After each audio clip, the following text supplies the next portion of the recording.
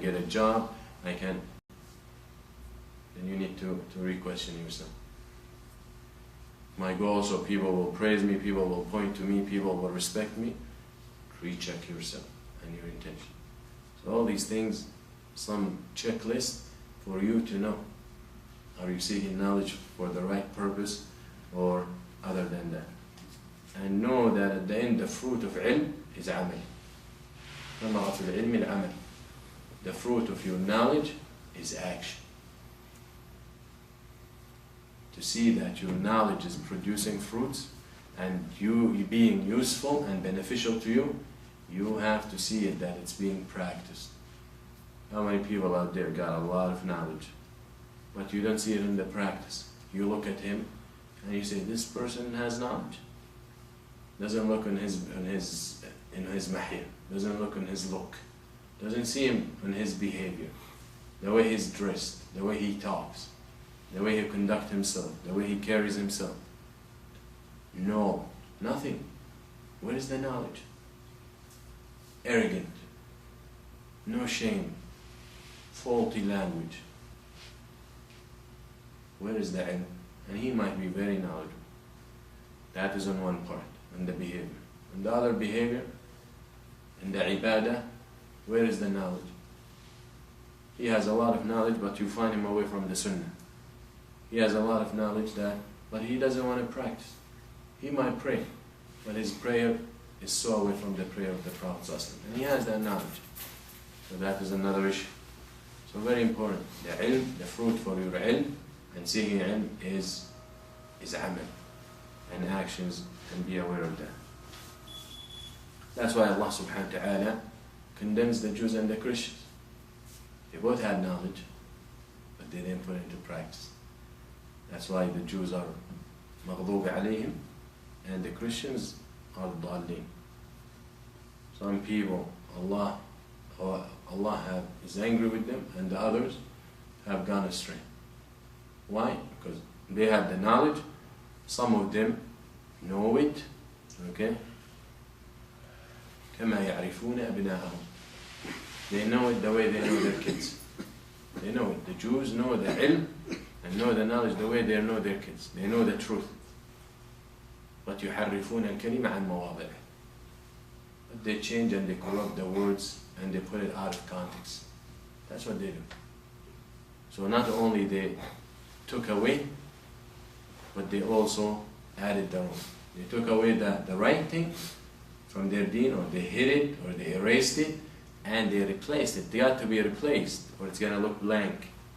They replaced it with their own.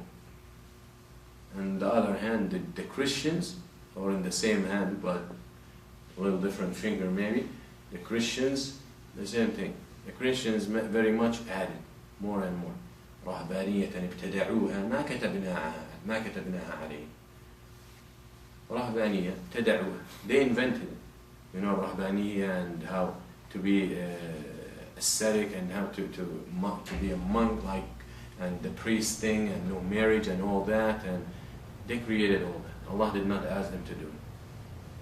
Yet, they did not do it the way they're supposed to. They did not even do the bid'ah right. ما كتبناها عليهم. We did not obligate on them. They still did not do it the way they're supposed to. Okay? And then when it became obligated as one of the tafasir, they did not fulfill. So be aware of that.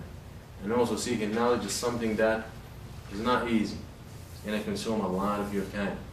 And don't say, well, if I have an extra hour here or there, then I learn.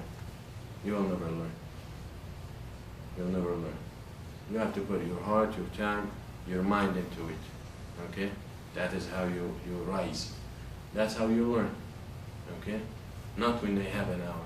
You make an hour. Ilm does not accept. Ilm is so honorable and so high and so sophisticated that doesn't accept your free time. Wants the best of your time. And as they said, العلم تعطيه كلك فيعطيك بعضه. Knowledge, you give him You give knowledge, all of you. Knowledge will give you in return some of it. You give it all of you, it will give you in return some of it. So life is short to learn everything. Life is short to know all the knowledge in Islam. And this is one example. 4 years and we're 60 pages. Of 160 of one of the smallest book in fiqh. Inshallah, when I get chance, I will bring this book we're studying, and I will bring another book for the same Imam Ibn Qudamah to show you the comparison and to show you that what we are going through and the book we chose to study should be the beginning.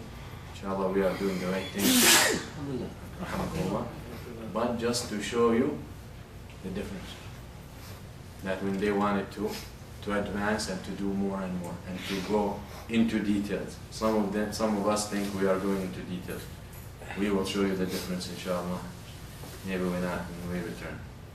Alright, so that's just a beginning, just to renew the intention and all our purpose.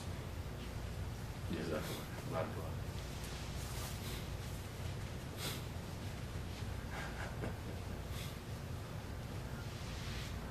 Alright, today inshallah we finished with al-Qurud. Today we will start a new chapter. We're still in the book of al-Mu'amalat, okay, Kitab al-Mu'amalat. But now we will talk about different bab. And that is what Alimam Ibn Qudamah rahimahullah calls Ahkam al-Dain. Okay, the rulings of al-Dain. Dain is debt. If you notice, unless I slipped, but for the last 3 lectures when we talked about loans, I never used the word debt. Okay? And that is for a purpose. Now, a lot of people think debt is loan. If I'm in debt, that means at one point I took a loan and now I'm in debt. That is inaccurate thinking. Okay? And we need to distinguish between the difference. And one example, just to give you, you can be in debt because of a loan, right? And you can be in debt because of a sale. A sale. You sold and you sell and you buy and you end up in debt. You borrow and you lend, you end up in debt. Got it? We'll give an example. So, in other words, debt is a more general term.